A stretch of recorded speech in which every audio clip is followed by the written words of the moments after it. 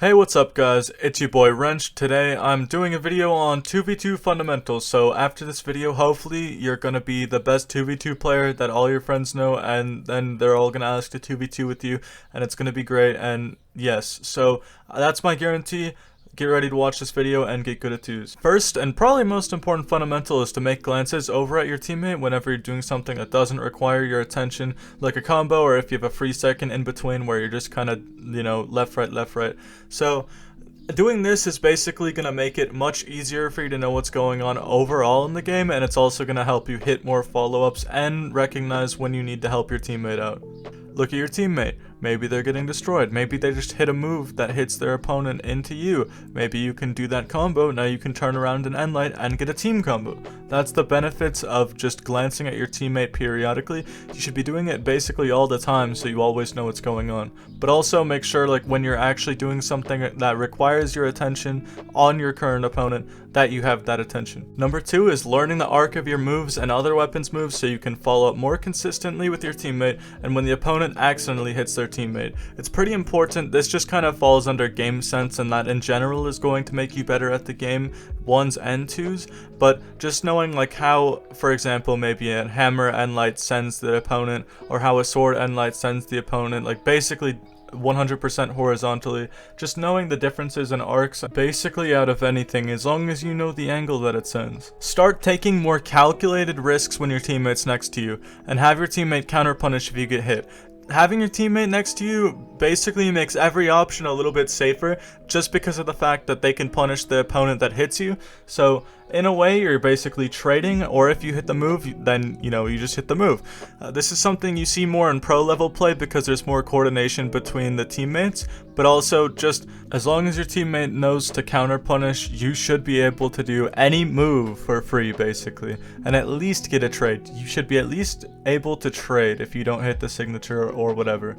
And yes, I'm saying sig spam works in 2s as long as your teammate knows to help you. Learn how to save your teammate off stage with recovery, or feeding them a chase dodge, or like any kind of move that will get them up. And learn how to recognize and punish your opponents trying to save to get yourself game-changing double kills by either stuffing the recovery, punishing the opponent once they get hit by the recovery, or basically anything else that just gets them dead. You can tell that they're going off stage for that kind of save whenever they don't have any options and they just kind of run off, especially against opponents that you know are smart and actually coordinated, then you know they're going for that save. With your teammate, you should get good at hitting one opponent off stage and then turning with your teammate to 2v1 the other opponent. You can do lots of things with this using the added pressure on the other opponent. For example, sometimes you can pull an opponent that doesn't want to fight you over to their teammate to actually fight you. So you can get kills that way, you can set up combos that way.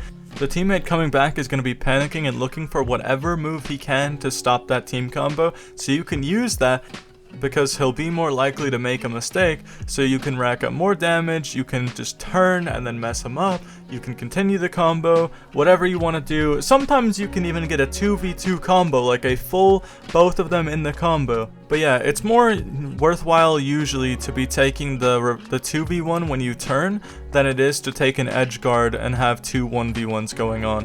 It's typically better to be 2v1ing than to just have two separate 1v1s and 2s. So that's what you should be aiming for most of the time. If your teammate is in red and they're constantly getting hit off stage and you don't want to be 2v1'd, you should try to make it over to the edge closest to where your teammate is, just so then they can get back closer, you can regain stage control with your teammate, and then you don't have to risk getting 2v1'd, and you also help your teammate get back to stage safer. Weapon starving is especially good in 2v2, and you should be doing it as much as possible to keep your opponents unarmed as long as you can. Weapon spawns function differently in 2v2 than they do in 1v1, so if you're constantly just starving one weapon, then other weapons are still gonna spawn, so it's better to just deny the one weapon and then focus on other things. Also, whenever your opponents are respawning, you should also deny them the weapon, because the more that they're unarmed and the more that they're trying to chase down a weapon, the more that they put themselves into bad situations. Edgeguarding in a 2v1 optimally has one player being aggressive to make the opponent dodge, usually off stage, and then the other teammate either on. Basically, I'm just gonna sit on screen some different positions that you can run in a 2v1 edgeguard.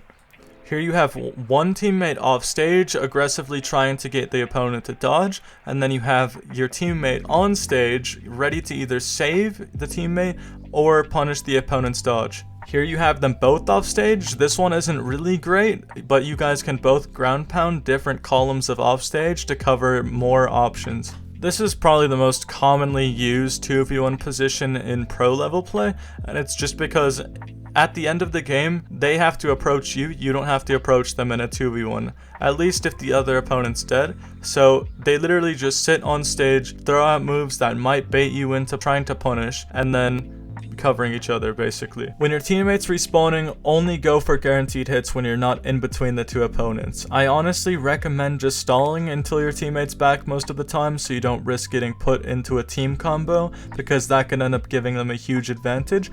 But if you know they're trying to set up a combo and they're doing it really poorly and predictably, then you can kind of bait it and also get hits off of that, but try not to go too in, because, you know, that team combo can literally reverse a game. And like I said before, everything is safer when your teammate's around, so when your teammate's respawning, everything is a little bit more dangerous. This actually kind of perfectly leads into the next tip, which is option select in 2v2 is a little bit different than it is in 1v1, because there's always another opponent that can punish you for hitting their teammate. So long moves such as unarmed end light are more situational.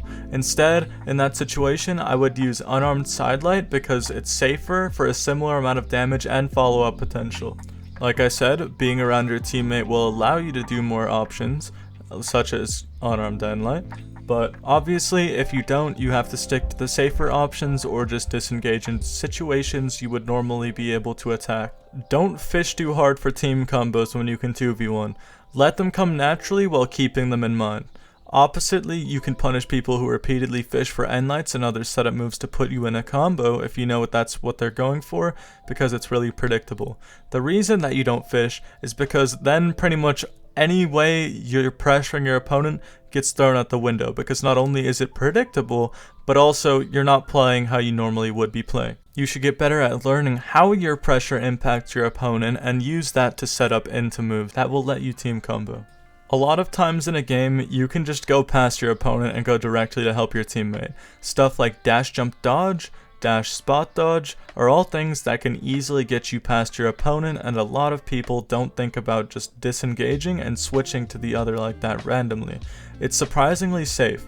Just mix up your options when you actually go to do it, and make sure that you're not doing it all the time.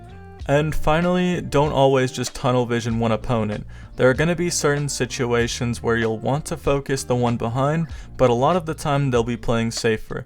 Attack the people who are actively trying to fight you, and make sure that you're not just chasing someone who doesn't have any plan to actually do a move. You can figure out who to focus based on the current stocks, current health, who's the better player of the two, but the golden rule of twos is never, ever just chase someone who doesn't want to fight you.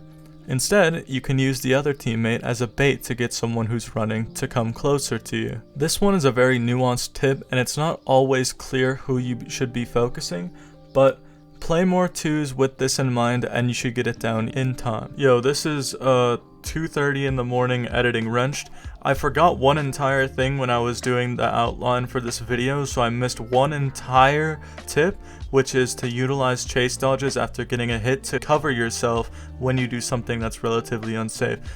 Chase dodging up is one of the most common ones and also one of the most safe ones, just because your opponent's not going to be able to go up that quickly to punish you.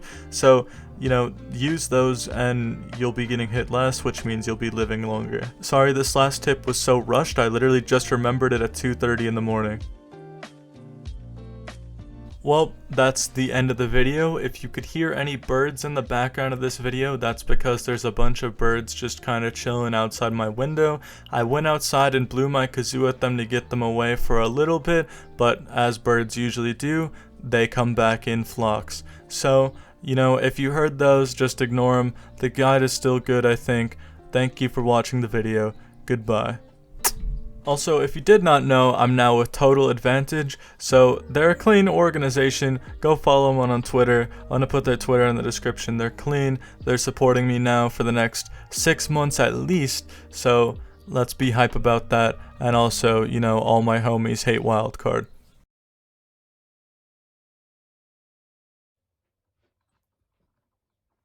It's a beautiful day to do the Qatar's guide. Damn it!